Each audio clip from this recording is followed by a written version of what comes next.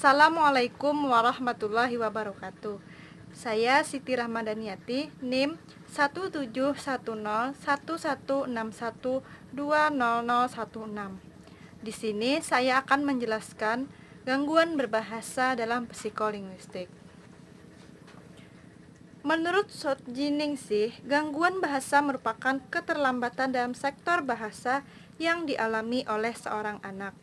Kemampuan berbahasa merupakan suatu indikator seluruh perkembangan anak.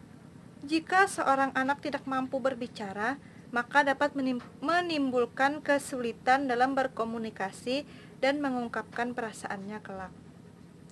Penyebab kelainan berbahasa bermacam-macam yang melibatkan berbagai faktor yang dapat saling mempengaruhi, antara lain kemampuan lingkungan, pendengaran, kognitif, fungsi saraf, emosi, psikologis, dan lain sebagainya.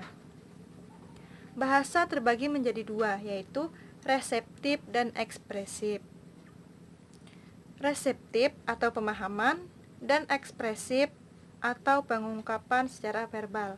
Bahasa reseptif atau pemahaman misalnya dengan menanyakan mana hidung atau konsep dasar lainnya sesuai dengan usia anak.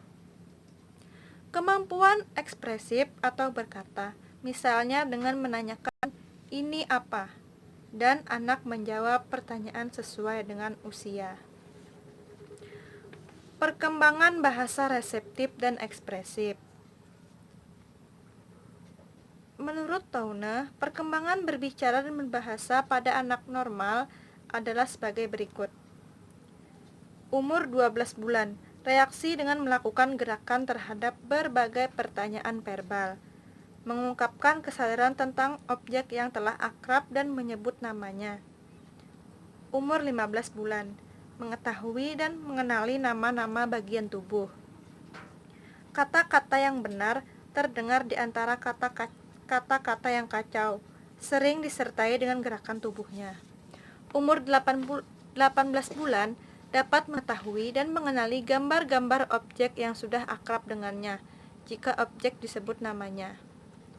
Lebih banyak menggunakan kata-kata daripada gerakan untuk mengungkapkan keinginannya. Umur 21 bulan, akan mengikuti petunjuk yang berurutan, misalnya, ambil topimu dan letakkan di atas meja. Mulai mengkombinasikan kata-kata mobil papa, mama berdiri. Umur 24 bulan, mengetahui lebih banyak kalimat yang lebih rumit, menyebut nama sendiri. Gangguan bahasa ekspresif. Gangguan bahasa dalam hal perbendaharaan kata, pemakaian keterangan dengan tepat, produksi kalimat yang kompleks, dan mengingat kata-kata.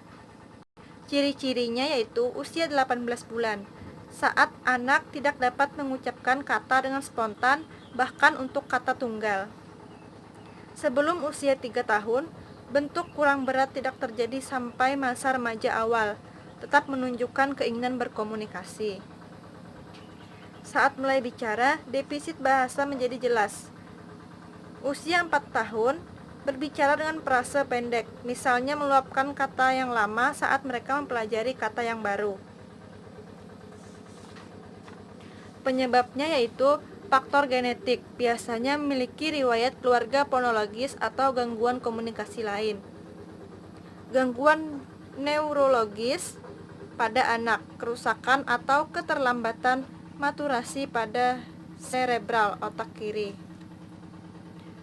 Akibat dari gangguan, masalah emosional pada usia sekolah, citra diri buruk, frustasi, depresi, mengganggu pencapaian akademik, masalah perilaku, hiperaktivitas, rentang perhatian singkat, perilaku menarik diri, menghisap ibu jari, dan gangguan konduksi. Gangguan bahasa reseptif. Perkembangan gangguan bahasa reseptif dibagi sebagai berikut. Yang pertama, dari lahir hingga 9 bulan. Anak mulai mendengar dan mengerti, kemudian berkembanglah pengertian konseptual yang sebagian besar nonverbal. Yang kedua, sampai 12 bulan. Anak berbahasa reseptif auditorik. belajar mengerti apa yang dikatakan. Pada umur 9 bulan belajar meniru kata-kata spesifik, misalnya dada, muh, kemudian menjadi mama, papa. Yang ketiga, sampai 7 tahun. Anak berbahasa ekspresif auditorik termasuk persepsi auditorik kata-kata dan menirukan suara. Pada masa ini terjadi perkembangan bicara dan penguasaan pasif kosakata sekitar 3.000 buah. Umur 6 tahun dan seterusnya. Anak berbahasa reseptif visual atau membaca. Pada saat masuk sekolah, ia belajar membandingkan bentuk tulisan dan bunyi perkataan. Umur 6 tahun dan seterusnya. Anak berbahasa ekspresif visual, mengeja dan menulis. Orang yang mengalami gangguan bahasa mempunyai kesulitan untuk mengekspresikan diri mereka dan mengerti apa yang dibicarakan orang lain. Hal ini tidak berhubungan dengan masalah pendengaran. Kelainan berbahasa yang lebih dikenal dengan gangguan berbahasa reseptif dan ekspresif merupakan hal yang umum terjadi di kalangan anak kecil. Gangguan ini timbul pada 10 hingga 15% anak yang berada di bawah usia 3 tahun. Pada usia 4 tahun, kemampuan berbahasa pada umumnya lebih stabil dan bisa dilihat dengan lebih akurat untuk menentukan apakah masih ada kekurangannya. Anak-anak yang mengalami gangguan bahasa ekspresif mengalami kesulitan untuk mengekspresikan dirinya melalui pembicaraan, tulisan, atau gestur. Beberapa anak memang terlambat untuk mencapai titik capai perkembangan bahasa mereka dalam 3 tahun pertama.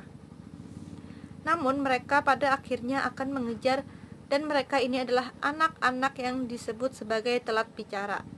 Anak-anak yang terus mengalami kesulitan dengan ekspresi verbal bisa didiagnosa dengan gangguan bahasa ekspresif atau gangguan bahasa lainnya. Selanjutnya, menangani gangguan bahasa ekspresif di rumah.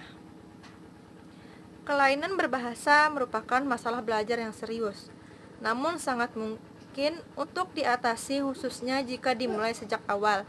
Cara mengatasi gangguan bahasa ekspresif di rumah antara lain bisa dilakukan dengan berbagai langkah berikut. Yang pertama, memastikan anak mengerti. Seseorang yang mengalami kesulitan untuk menemukan kata-kata yang ingin diucapkan atau kesulitan membentuk kalimat terstruktur, seringkali juga mengalami kesulitan untuk mengerti kosakata dan juga tata bahasa. Memastikan anak paham pembicaraan orang lain juga merupakan mengatasi gangguan perkembangan bahasa pada anak. Yang kedua, berikan waktu. Semua orang terkadang merasa tertekan jika dipaksa untuk mengatakan sesuatu secepatnya dan memerlukan waktu untuk memproses apa yang hendak mereka katakan. Berikan waktu kepada anak untuk memikirkan apa yang ingin dia sampaikan jika memungkinkan, agar ia tahu bahwa tidak ada keharusan untuk terburu-buru. Tunjukkan bahwa Anda memberinya waktu dengan ucapan Anda atau gerak-gerik tubuh Anda. Yang ketiga, ajukan komentar bukannya pertanyaan. Dalam satu sisi hal tersebut bisa berpengaruh. Namun, jika pertanyaan Anda terlalu banyak, maka bisa saja akan terasa seperti suatu interogasi yang membuatnya tidak nyaman dan merasa ditekan untuk berbicara. Akibatnya, anak justru akan tutup mulut. Dengan demikian, Anda justru akan memberi anak tambahan kosakata dan frasa yang mungkin saja ingin mereka lakukan dalam cara yang jauh lebih tidak memberi tekanan kepada anak. Yang keempat, beri contoh. Tunjukkan kepada anak bagaimana cara untuk mengatakan berbagai hal, bukan dengan cara mengoreksi ketika mereka salah, namun dengan mengulangi apa yang mereka katakan dengan kata yang benar sehingga anak dapat mendengar contoh yang bagus. Selanjutnya, tambahkan beberapa kata. Misalnya, jika anak mengatakan duduk di kursi, Maka Anda bisa menambahkan kepada anak seperti, "Iya, adik sedang duduk di kursi." Yang keenam, berikan pilihan. Misalnya tanyakan apakah mereka lebih suka warna biru atau merah daripada menanyakan warna favorit mereka. Yang ketujuh, gunakan cara lain untuk berkomunikasi. Cara apapun yang kita coba untuk mendorong anak menggunakan kata-kata baru akan lebih efektif jika Anda mempraktekannya sendiri. Yang kedelapan, gunakan konteks. Gunakan kosakata tertentu yang ingin diajarkan sesering mungkin dalam konteks yang tepat. Semakin sering anak mendengar kata tertentu dalam suatu konteks, lebih mungkin kata tersebut akan tersimpan di otaknya dan diingat. Peran bahasa Indonesia dalam pendidikan karakter generasi muda yang digunakan dengan baik dan benar akan sangat penting sebagai bagian dari identitas kebangsaan sejak mereka lahir. Belajar sambil bermain.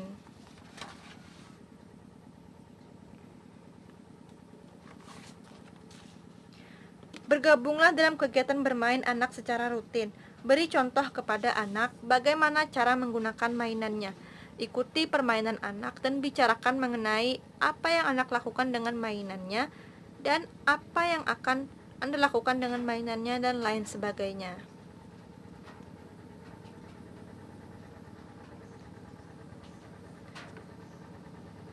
Bagaimana cara menangani gangguan berbahasa?